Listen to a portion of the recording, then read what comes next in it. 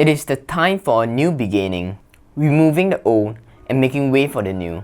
Chinese New Year is upon us, 4 more days to be exact by the time this video is released. And spring cleaning is one of the essential traditions Chinese adopt before the start of a new year. So while I was trying to declutter my things for the spring cleaning, I thought it's an awesome idea to share with you guys some of the simple tips that can help you with your decluttering process. Whether is it for a new year or you just started your journey of minimalism. So I hope these tips can help you out, and let's get started. And obviously, the first tip is get started. If you are new to minimalism, letting go of material possession can be tough because everything seems to be needed. It's important for us to identify the why, which allows us to commit to the decision we have made. In this case, decluttering.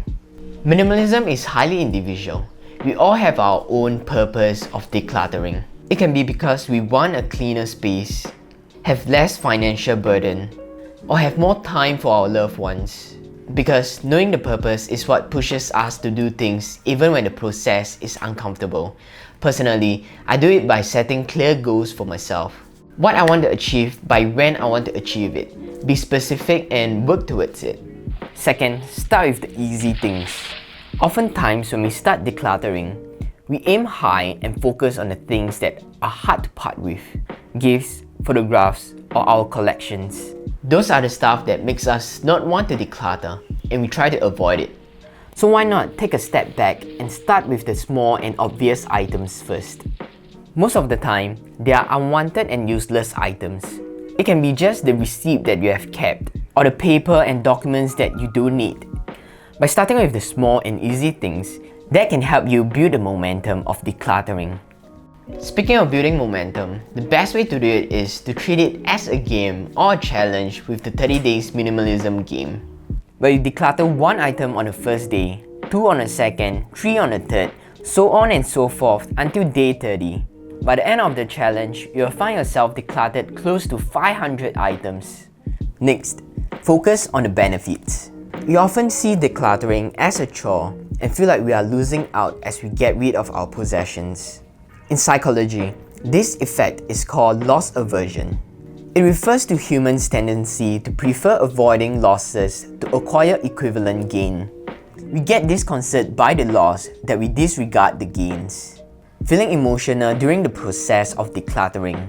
However, we should look at the brighter side and pivot our attention on the perks of removing those items, such as the value you can transfer to others when you donate it to people in need, the monetary gain when you can sell them away, or other intangible benefits like space, time, freedom, and energy you will receive after removing it from your life. Let's focus on the positive perspective when we are doing decluttering, because that can bring us way more value as compared to the time when we are thinking about the losses. The decluttering process is always the same, but it creates 2 different types of emotion, and you get to choose which one to feel. Next, start with the room you use the most. This might not be the easiest, letting go of things from the room you use the most, because high chance that these items are what you frequently use, or you appreciate looking at them. However, I'm pretty sure there are still unwanted things we are holding on to that we can declutter.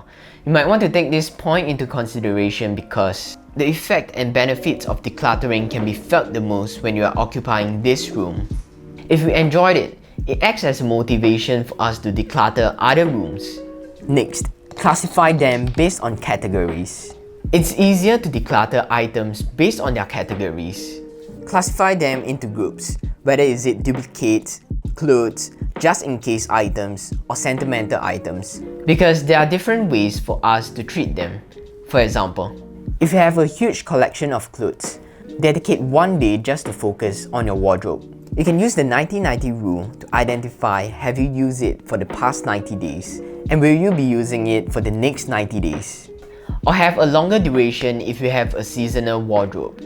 For just-in-case and duplicate items you don't see yourself using, you can use the 20-20 rule, where unwanted items cost less than $20 and can be obtained within 20 minutes can be decluttered.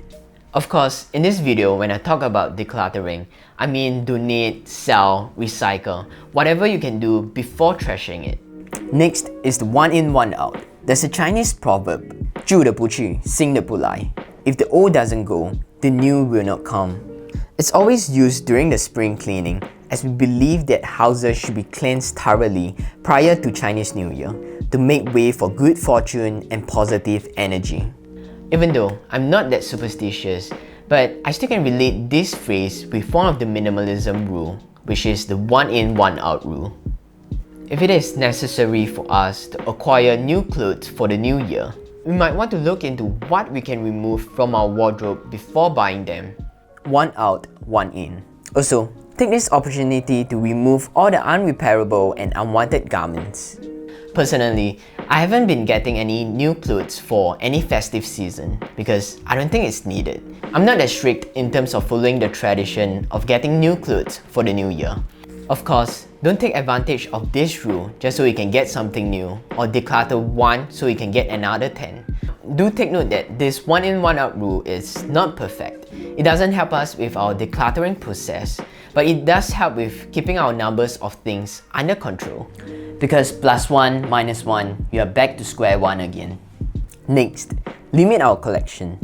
For me, being a minimalist doesn't mean that we can't enjoy having collections or hobbies. It doesn't mean that we have to get rid of our watch, books, or sneakers collection in order to have the label minimalist on us. Because they are collected for one reason, they bring us value. But what's crucial here is whether is it done deliberately. Set a limit or ceiling for our collection so we can keep them in check. For example, limit yourself not to have more than 10 plants under your possession. Take this time of decluttering to review what's in your collection. What are some of the things that you might want to get rid of? Are they practical to own it? Are they taking out too much of your time and energy to take care of? So take this decluttering opportunity to question yourself, weigh the pros and cons, and set a limit for your collection. Next, digitize them.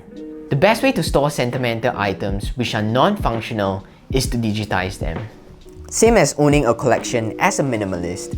It doesn't mean it's not right to own sentimental items, but if you are keeping them for guilt, it's not really bringing us any value. You can do it by scanning or photograph them. The memories are in our mind and not on the item. The item is merely just a catalyst for us to recall those memories. It works equally fine even when there are photographs or visual supports. Next is be conscious when bringing new things in. As we already dedicated so much effort to declutter our material possessions, we wouldn't want to put our effort to waste by adding more redundant stuff, which we will have to declutter again during the next decluttering session. So let's be conscious when we bring in new things. Be intentional with the purchase. Make sure it's not done impulsively just because of the sale or the desire to buy something new. We can apply the wait for it rule or the wish list strategy when it comes to purchasing new items. Take a day or even 30 days for us to reflect if we really need it in our life. And most of the time, we'll realize that the list of items written in our wish list is just an impulse, and we don't even need them. Even if we do end up purchasing them after waiting, at least we know it's done intentionally and purposefully added into our life after much consideration. And last but not least, start a habit. Let's treat decluttering as a habit. I'm not talking about compulsive decluttering. That can be a whole new topic by itself. What I mean is building a habit that we can constantly review the things we own and be intentional about it. Don't see the process of decluttering as a one-time job or something you want to get done and over with, as we are continuously changing and growing as the time goes by. What's providing value to us today might not be beneficial for us tomorrow. Maybe we can have a monthly or quarterly decluttering review to have our possession under control. With this, we won't have to wait for the right time, like a festive season, for us to handle our mountain of things in order for us to declutter. We can always have a mindful house with only the things that add value. So these are the tips I have for decluttering our home. Whether you are just starting out your minimalism journey or doing spring cleaning for any festive season, I hope that these tips can help you ease out the discomfort of decluttering and make it easy, simple, and even pleasant for you. If you have other decluttering tips in mind, please share it with us down in the comment section so we can learn and grow together. I do have a Patreon link at the description below if you want to support this channel monetarily and keep this channel going. And these are some of our great supporters for this month. I truly appreciate that.